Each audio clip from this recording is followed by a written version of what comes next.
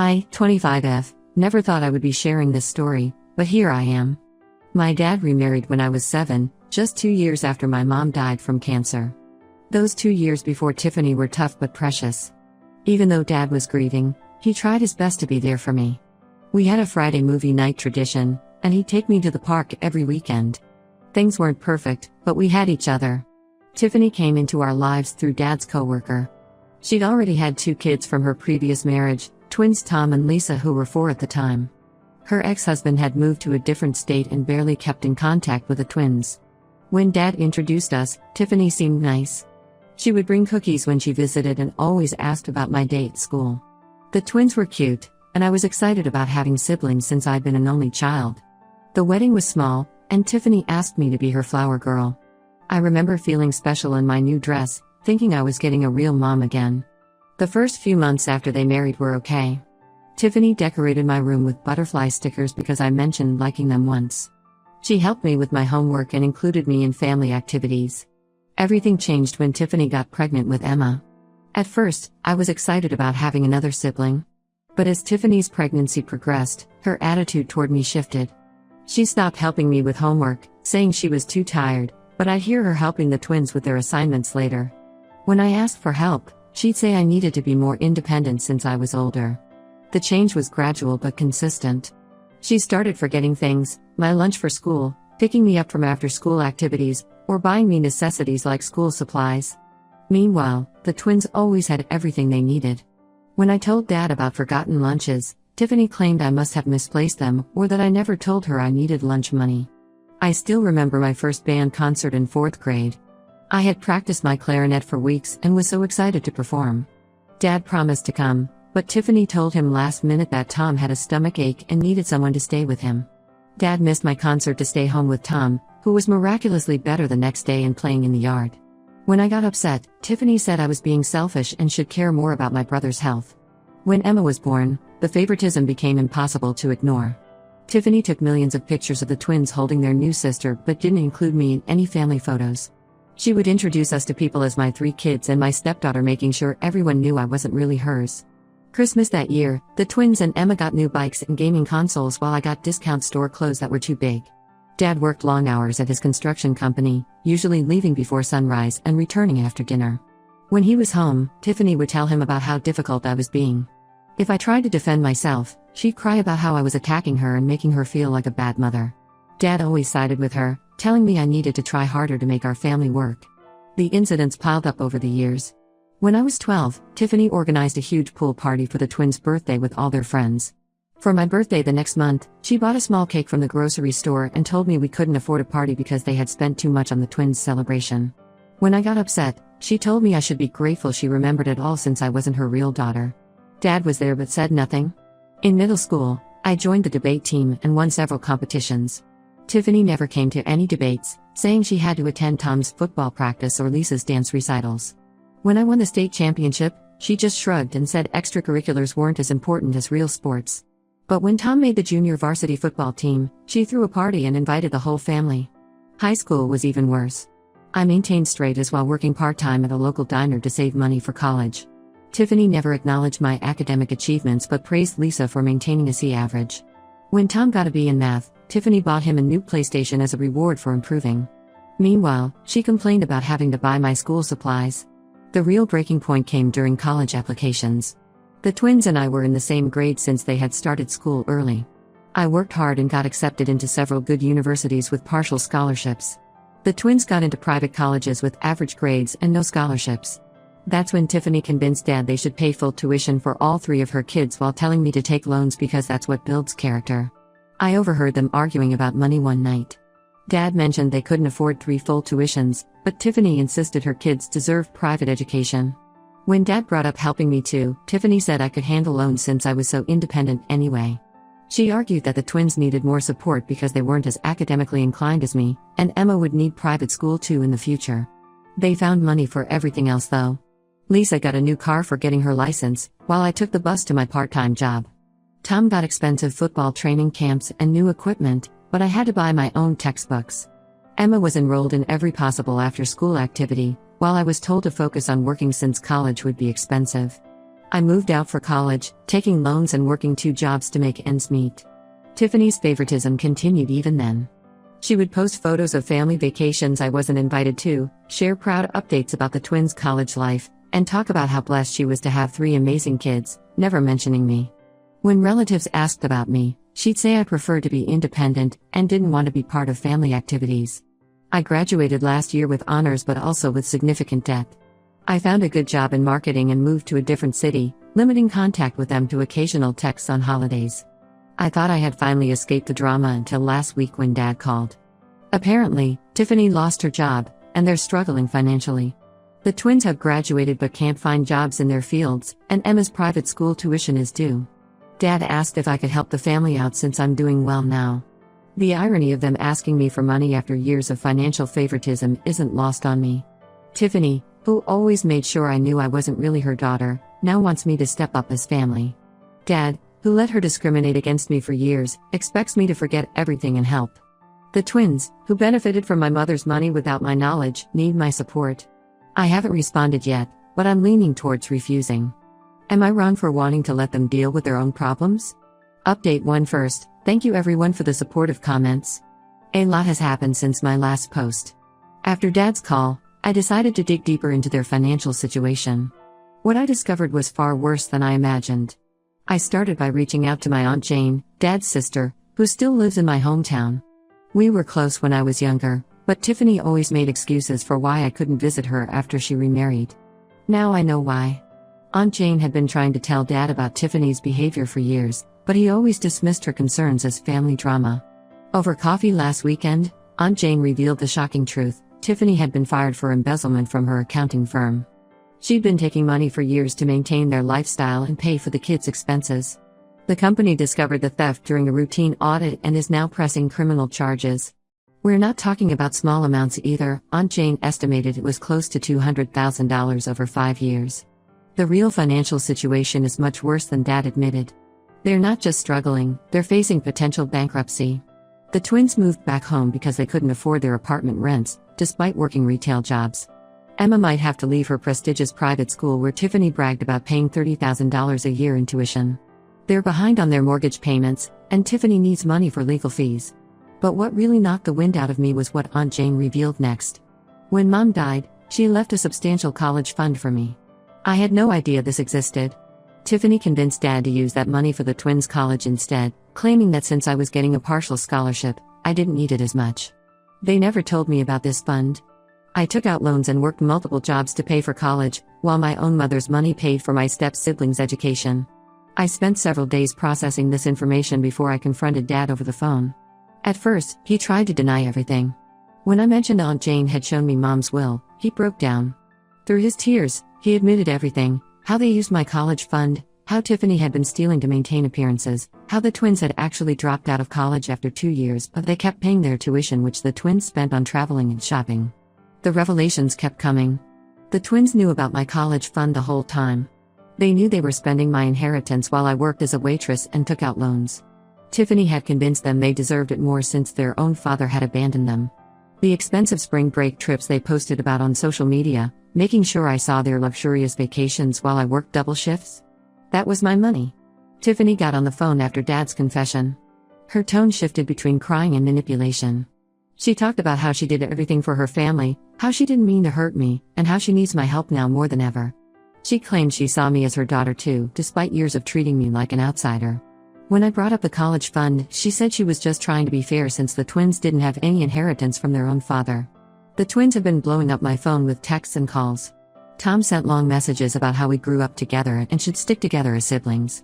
Lisa posted vague social media updates about family loyalty and being there in hard times. Both conveniently forgot how they watched me struggle through college while spending my inheritance on parties and trips. Aunt Jane shared more details about Mom's final months. Mom had worked extra hours and saved aggressively, knowing she was terminally ill, to ensure I would have money for college. She had written letters to me about her hopes for my future and her plans to secure it. Tiffany and Dad used that money my dying mother saved for me, to fund the twins' failed college attempts and Emma's private school. I'm still processing all this information. Finding out about Mom's college fund hit me harder than I expected. I've spent years paying off student loans for money that should have been mine. Every double shift I worked, every meal I skipped to save money, every time I had to choose between textbooks and groceries, all while my own mother's savings sat in the twins' bank accounts. Some relatives are suggesting I take legal action about the college fund, but I know it would probably be pointless now given their financial situation. The money is gone, spent by the twins on their lavish lifestyle that they made sure to document on social media. Every vacation photo they posted, every shopping spree they bragged about, it was all funded by the mother I lost. Tiffany's preliminary court hearing is next month. She's facing serious charges, and their lawyer has advised them to prepare for the worst. Dad keeps calling, alternating between apologizing for the past and asking for help with legal fees. The twins suddenly want to reconnect with their sister now that they need financial help. Emma, who Tiffany trained to ignore me at family gatherings, now calls me Big Sis in her texts.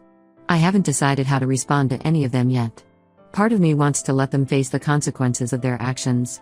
Another part feels vindicated that karma finally caught up with them. The hardest part is processing Dad's role in all this, how he let Tiffany steal not just my present, but also the final gift my mother left for me. I'll update again after Tiffany's hearing. Right now, I'm focused on processing everything I've learned and figuring out my next steps.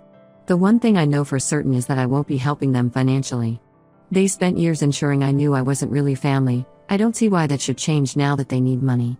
Update 2: Things have escalated significantly since my last update. After discovering the truth about my college fund, I consulted a lawyer friend who specializes in estate law. While pursuing legal action for the college fund might be difficult given the time passed, she suggested looking into other aspects of Mom's will. What we found made my blood boil. Tiffany and Dad hadn't just taken my college fund. They had liquidated several other assets Mom left specifically for me, including savings bonds that were supposed to mature for my future and a small rental property that could have provided steady income. Everything was sold or transferred shortly after Tiffany entered the picture. All of it went to fund their lifestyle and their kids' expenses. My lawyer is helping me build a case. While recovering the money might be challenging, she believes we can prove fraudulent handling of my inheritance. Tiffany's embezzlement charges actually help our case. It shows a pattern of financial misconduct. We're gathering documentation from banks, property records, and Mom's old financial advisors. More relatives have started reaching out since word spread about Tiffany's legal troubles and our investigation. My mom's best friend, Karen, found old letters where Mom wrote about her plans for my future. She had meticulously planned everything: the college fund, the bonds, the property, all carefully chosen to secure my future even though she wouldn't be there. Reading these letters destroyed me. Mom spent her final months planning for me while battling cancer, only for Tiffany to steal it all. The twins' true colors are really showing now. Through family members, I learned they absolutely knew about my inheritance. Not just the college fund, but everything. They knew that their spring break trips were funded by selling my mother's property. Their shopping sprees came from my bonds. All those social media posts flaunting their lifestyle? That was my inheritance they were showing off. Now they're playing victim on social media. Tom posted a long rant about family betrayal and how I'm being selfish for not helping them during hard times. Lisa keeps sharing throwback photos of us as kids, talking about how money changed me and how I abandoned the family. They've conveniently forgotten all the years of watching me struggle while they spent my money. The family is divided.